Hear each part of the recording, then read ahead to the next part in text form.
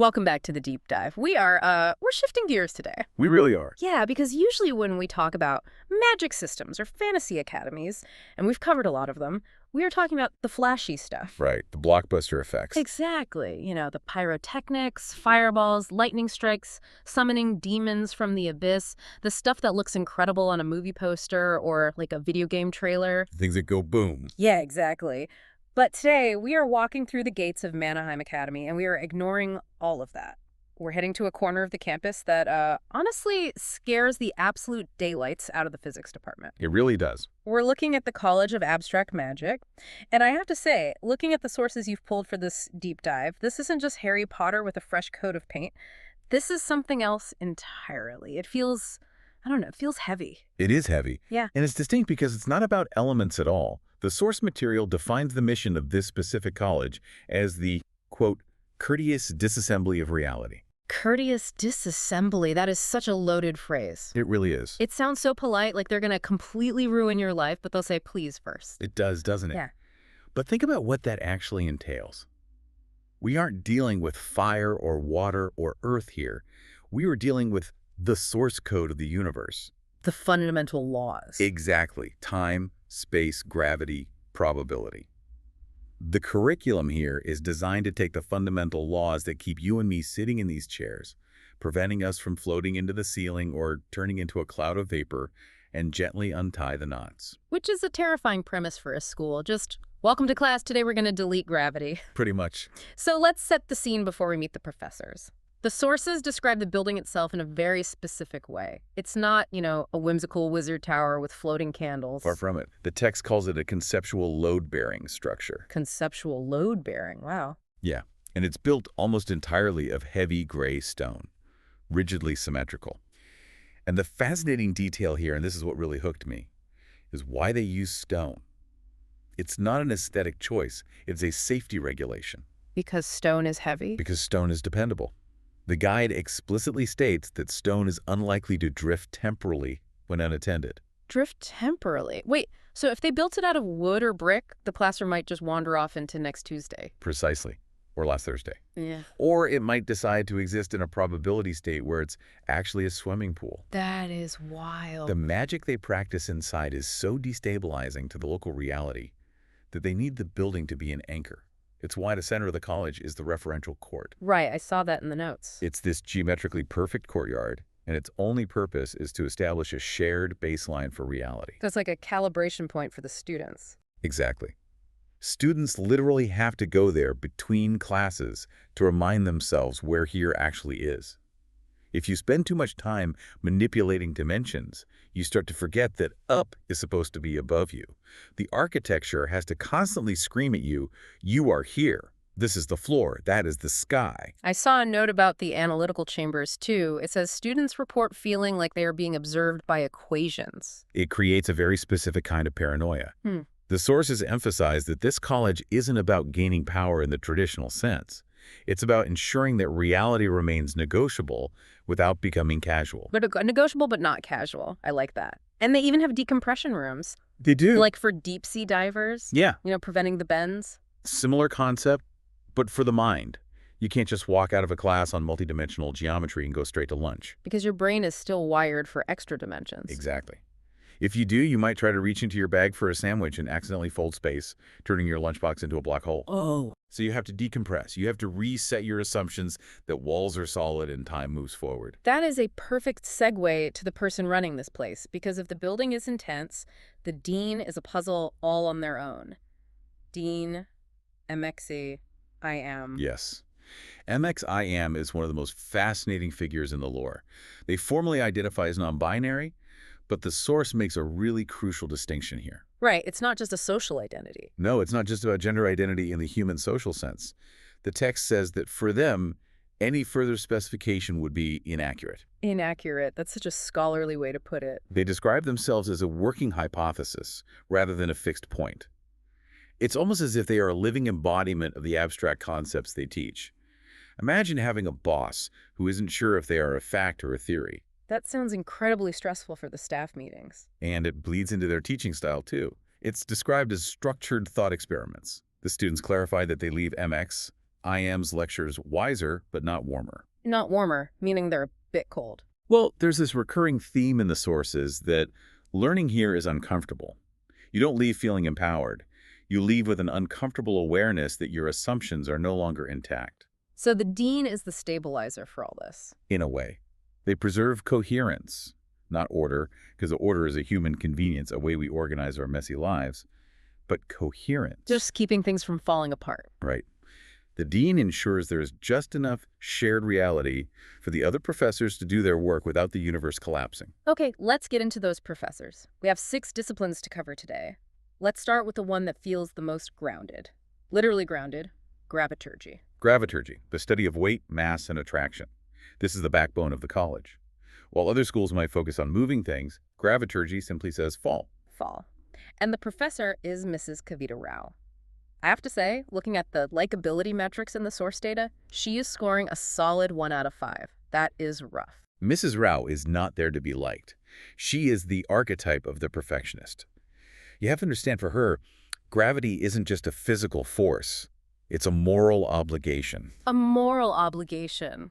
That seems like a stretch for physics, honestly. Think about it from her perspective, though. Gravity is the law that keeps everything from floating away into the cold void of space. Oh, I see. It holds the atmosphere down. It keeps the oceans in their beds. She views her job as enforcing that law. Her curriculum is incredibly strict. Because the stakes are so high. Exactly. Huh? She teaches that gravity accumulates consequences. It doesn't explode like a fireball. It creates stress fractures over time. I love the detail about her morning routine. The source says she resets the calibration fields in her classroom by hand every morning. Even though machines could do it, she doesn't trust the automation. She believes that ascent is always temporary. That's her mantra. Whatever goes up must come down, and she is going to make sure it happens on schedule. So what does a student actually do in graviturgy? Are they just making things heavy? Initially, yes. You start with weight shift. That's altering an object's mass by maybe 20%. Then you move to directional pull. Okay, that makes sense. But the key insight here, the real takeaway, is that graviturgy is the discipline most respected by engineers. It's consistent. It's inevitable. Because everything falls. Right. Other magic might be flashy, but graviturgy always wins in the end because everything eventually falls. It feels very restrictive, follow the rules or get crushed. But then, right next door, you have the complete opposite vibe, kinesis. The school of motion.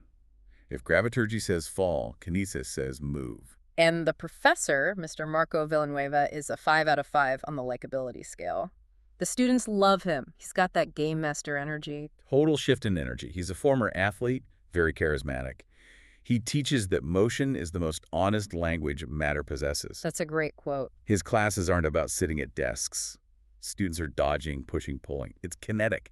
It's highly physical. But let's clarify something, because when I hear motion magic or kinesis, I immediately think of telekinesis or super strength.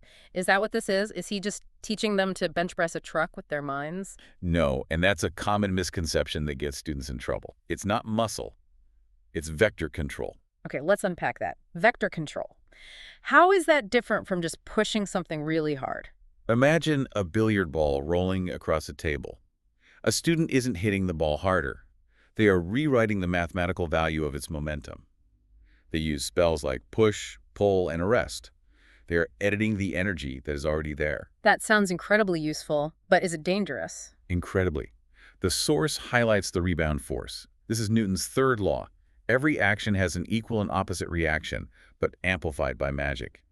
Kinesis punishes sloppy thinking immediately and loudly. So if I try to stop a speeding car with my mind and I don't calculate the vector right, You go flying backward as if you were hit by the car. Yeah. Unlike other abstract magics that might fail quietly, like a spell just fizzling out, kinesis gives you immediate physical feedback. It's the most visceral of the disciplines. If you mess up, you get bruised. Okay, so we're moving things. But what if I want to move myself? That brings us to teleportation. And honestly, who doesn't want to teleport? No commute, no traffic. It is the dream, right? But the professor, Senor Ernesto Flavio, adds a lot of nuance to it.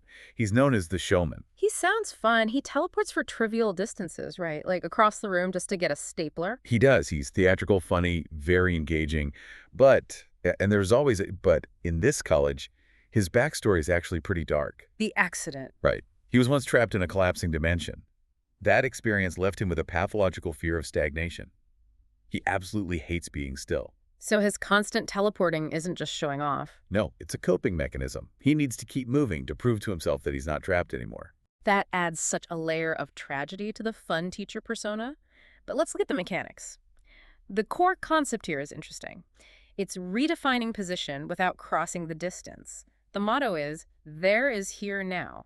Yes, you have spells like blink for short ranges or object swap. But we really have to talk about the half-inch problem. Oh, this part gave me the chills. I physically winced reading about it. It should make you wince. Teleportation demands absolute razor-sharp precision. If your calculation is off by half an inch, you don't just miss your target, you might arrive inside a wall or have your foot rematerialize inside the floorboards. The source has this incredibly dry line about it. It says, arriving partially occupied results in paperwork. Which is the most bureaucratic way possible to describe a horrific, life-altering injury. Right. Just fill out a form for your missing leg. It really drives home the point. This magic doesn't care if you're close. You have to be perfect. Approximations get you hurt. So we've covered moving things and moving people. Now let's break my brain a bit. We're moving into the architecture of reality. Dimensions. Dimensions. This is where we stop looking at where things are and start looking at the shape of the place itself. The tagline here is larger than you think. This is the TARDIS logic. Bigger on the inside. Exactly. And the professor, Mr. Nico Pappas, is the cartographer. He's that classic absent-minded genius type. The text mentions his office contains diagrams that don't agree with themselves. Geometry as an opinion. I love that phrase. That's his entire philosophy. He treats rooms as concepts. Why should a room be 10 by 10 just because the physical walls are there? Why not fold a pocket into the air and store your library in a space the size of a walnut? It sounds magical in the classic sense, but the risks detailed here they're like psychological horror. It's not just getting hurt, it's getting lost. It's the horror of the uncanny. The text says space, once offended, has a tendency to remember. Offended space. I don't like that at all. You have risks like interior loop entrapment. That's where a hallway just feeds back into itself forever. Or corridors that refuse to admit they were once corridors. That is deeply unsettling. But the worst note, and this is specifically highlighted in the source, is about students who dismantle constructs while still inside them.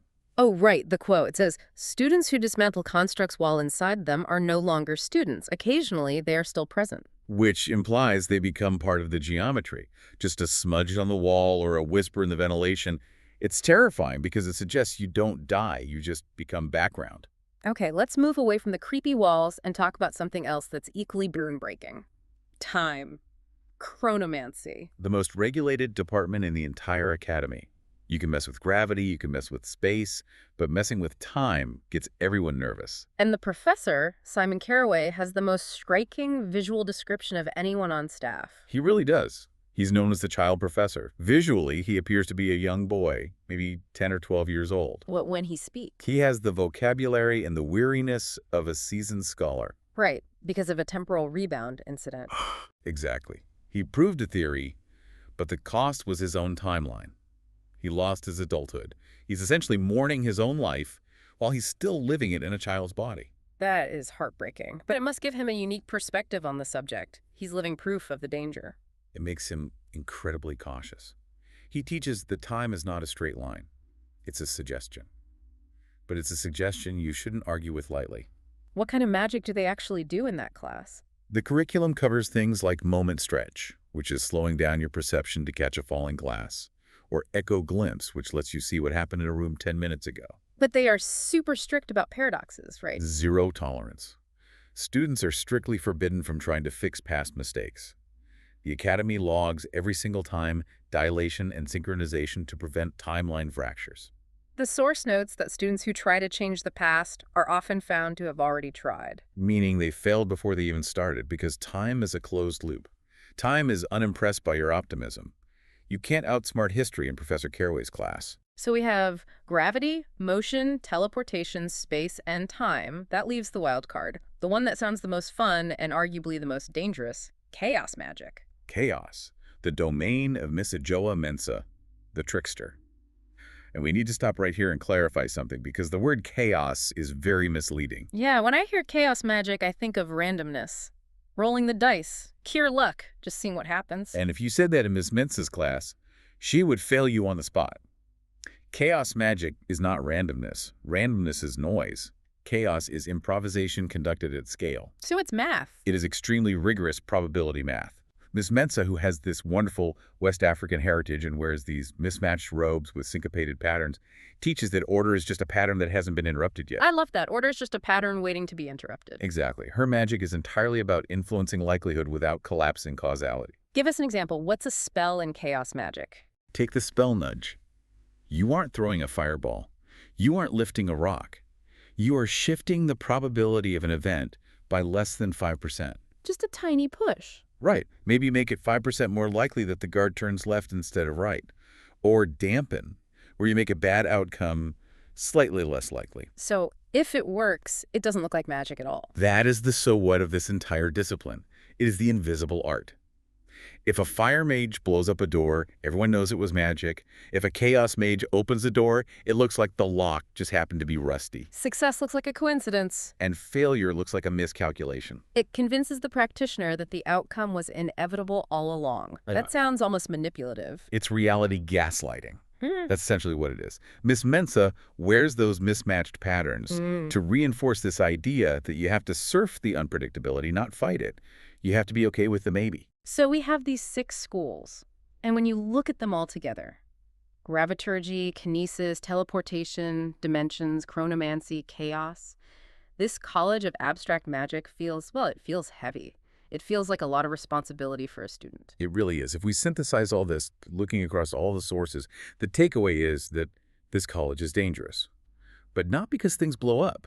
It's dangerous because, as the source says, it quietly changes the rules and waits to see if anyone noticed. It teaches you that the world isn't solid. Let's run through the philosophies one last time. I think it really paints the picture of what these students are dealing with. Sure. Let's break it down to the core verbs for each discipline. Okay. Kinesis says move. Graviturgy says fall.